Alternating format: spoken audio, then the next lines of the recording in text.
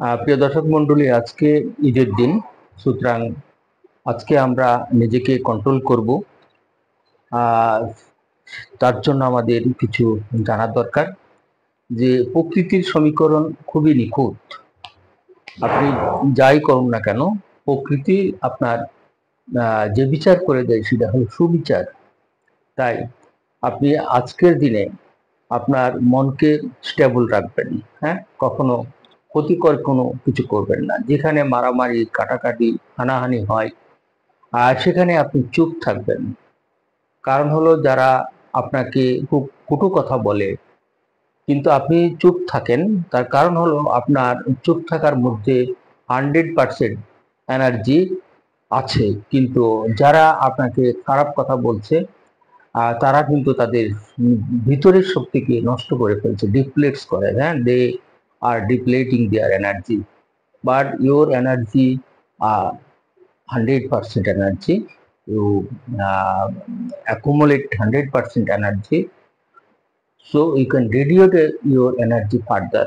But that person who is uh, rude behavior people, they are not a perfect people.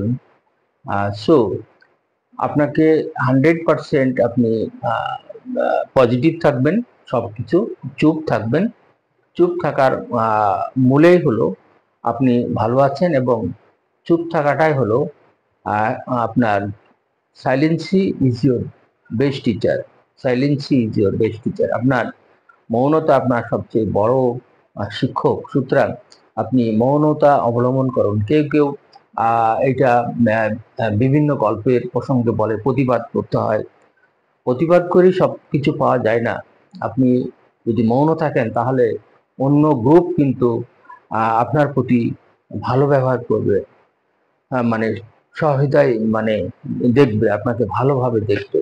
হ্যাঁ, সুতরাং যদি আপনি যদি কোনো গ্রুপ আপনাকে তেড়ে আসে, তাহলে আপনি মৌনতা অবলম্বন করুন, মৌন থাকুন।